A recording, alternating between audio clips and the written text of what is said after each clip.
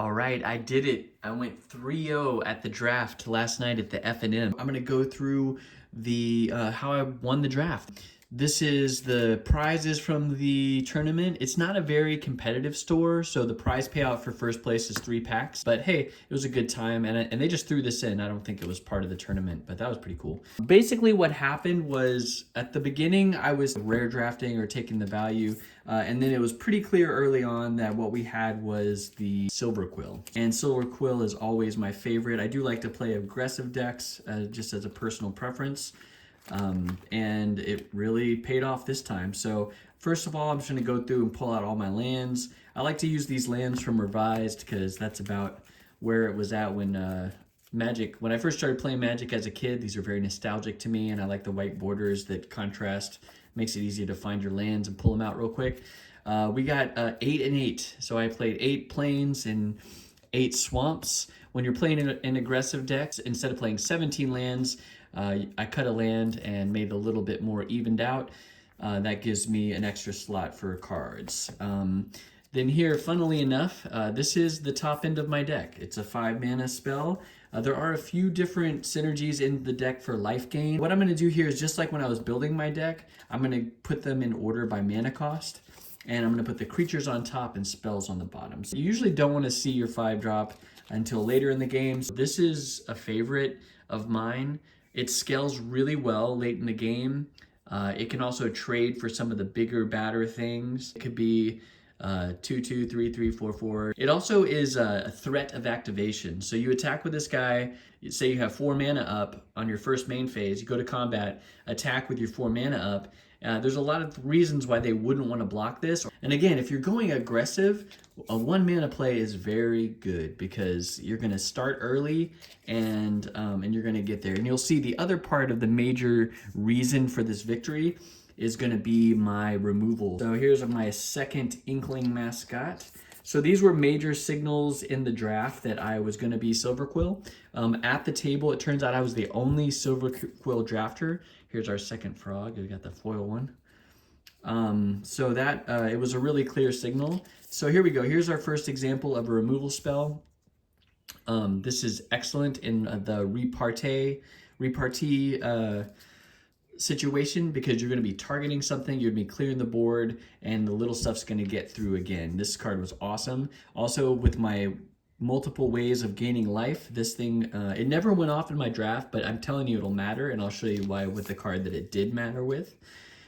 This is probably on the lower end of just not a very synergistic or good card. It does have the repartee and the flying evasion that it adds, but it's still not that great. And we're going to run out of room for 2-drops really quick here because I play a lot of 2-drops. Here we go, another removal spell.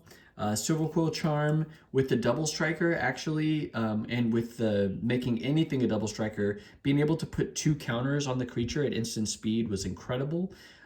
This also has life gain, which I never used, but it can finish out the game, and exiling the creature power 2 or less. That's most of the time what I did with that, and it was very good. What can I say? It's gonna, it could clear things out of the way. This was a major reason that this is a major player here. Picked it up super late in the draft because, like I said, I was the only Silver Quill drafter, and this is insanely good because as soon as something gets targeted, this thing's getting through. I'm losing a life and drawing a card. I drew so many cards with this. If they can't take it out, then it's basically, that's your. It's got evasion. Also, one time I gave it double strike, so it hit twice and I drew 2 cards, which was very good. Here's another life gain. Gain a little life when you, whenever you repartee trigger with that guy. Here's the one that was the major player for life gain. This extra 2 life that I could take away every turn or every time I could gain life was weirdly aggressive and really good in my deck because there was just enough things to gain life and keep that going.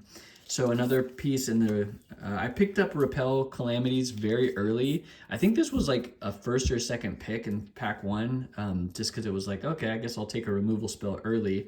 And I knew that white has been known to be like one of the better colors in this format is what I heard. So I picked this up pretty early, and then I got the other one very late. So it's kind of funny when you take something early and then you end up getting it later for nothing. This was, I think I took it pretty early in a pack. Just being able to, again, the life gain happened quite a bit. It's also like you can just attack, it's just all it wants to do is attack and come back from the graveyard. And yeah, and it was surprisingly better than it looks. And the life gain did come up and matter a lot. Dig Site, that's my one sorcery spell that costs 1 mana. It's really nice that trigger repartee twice with its ability there. Of course, Elite Interceptor is like one of the best white commons. It's really good to replace itself. Cost of Brilliance, I really greatly underrated this card. I saw it on some list where it was like one of the best black cards. And it surprised me very much. Again, losing the life can be a big trouble. This was one of the Silver Quill cards I saw super late in the draft, so I was like, well, okay, this might be open. As late in the pack, but early in the draft. Again, I don't like to play too much on the top end of my curve. And you can see this is kind of the perfect example of like a really good curve out kind of deck. Start early and then clear the removal, clear their cards, or whatever way you can to get through, whether that be evasion or removal. And yeah, that's what we got here. Let's see the other pickups in the, you can see some of the rare drafting I did. We got a crop rotation, cauldron, stock up.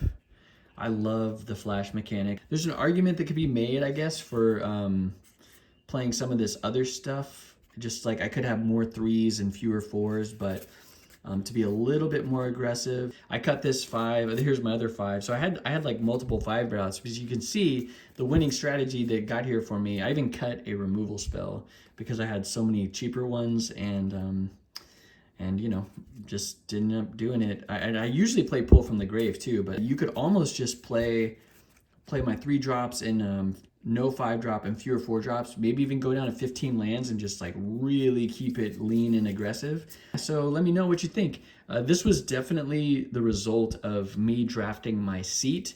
I think my early pickups were like stock up and cauldron. So I was like, I was ready for this better archetype to be, taken away. But, like I said, it was not a super competitive scene at this game store. And so people were just taking, the fun stuff and drafting around their early rare picks and stuff like that. So there was a lot of Prismari at the table and some 3-color, 4-color decks. But, oh yeah, this is the major thing I'll say. This is a big takeaway that we'll wrap up on, is that playing a 2-color deck gives you a relevant advantage in the sense that you're going to play your colors, okay? My worst games that I did that I either had to come back from behind or that I lost, the one that I lost was that I just never drew a second color, okay?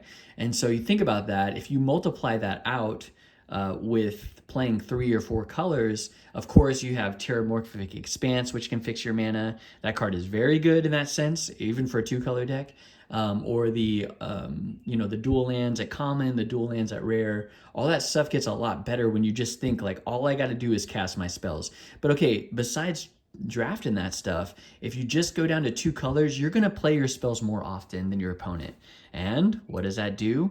That's the winning strategy. You play a 1-drop or a 2-drop, you get started early, and then as they play stuff, you remove it. If they get stuck, and not if, but when your greedy mana base or your 5-color deck or 4-color deck misses on that 1 color, they're just going to be sitting there while you're hitting them and hitting them and hitting them. So in this case, I think that's what was so good about Leech Collector, is that I would start early, get them down to a pretty low life total, and then if I'm gaining a little life, which happens with this deck, as you can see, lifelink, this guy, sometimes I could use a Silver Quill for that, the Charm, and the Professor was the main one, then you're draining them 2 life. That just gets you across the finish line. So just keep that in mind. Now, I think a lot of times people know this and they just want to play the fun cards or play all their cards that so they'll splash. But I very rarely splash. And now I'm telling you, it feels really bad whenever you follow this this method and you still get screwed, but that's just magic. Sometimes you still are just not going to get your color. So don't feel bad if you do the right thing and get punished. It's not punishment, actually. Like, I shouldn't even use that word, because what it is, it's just variance, and that's what makes this game really fun. But you're going to find that over time, after draft after draft after draft, if you're sticking to the two colors, more often you're gonna have your plays while your opponent is sitting around waiting for that third color. Let me know in the comments what you think, and go ahead and give this video a like and subscribe so that you can catch more of these videos. And it really helps out the channel, of course, when you engage. So I do appreciate it, and we'll see you on the next one.